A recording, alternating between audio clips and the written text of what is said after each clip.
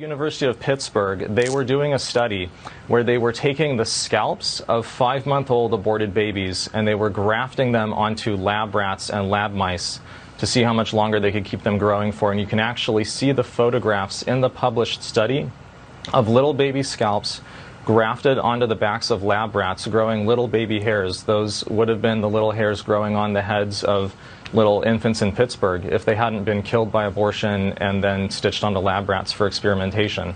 This study was funded by a grant, by multiple grants from the NIAID office, which is run by Dr. Anthony Fauci.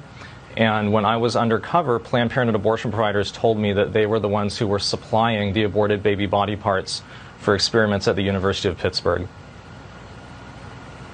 It's one of those stories we almost hesitated to do because it is so grotesque, but it seemed like in the public interest to tell the truth about what's happening. Has Fauci Absolutely accounted for this?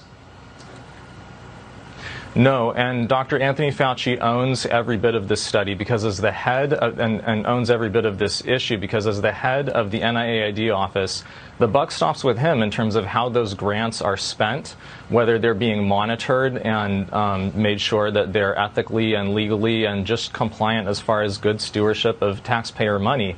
The fact that they were using scalps from 5-month-old aborted babies, that means that the heads of those children probably needed to be intact in order to get the scalps, which is an indication that those are either partial birth abortion or even infants delivered alive and whole. Did anybody at Dr. Fauci's office ever ask the researchers at Pittsburgh, hey, how are you getting those scalps? How are you getting whole scalps from the heads of fetuses without a partial birth abortion?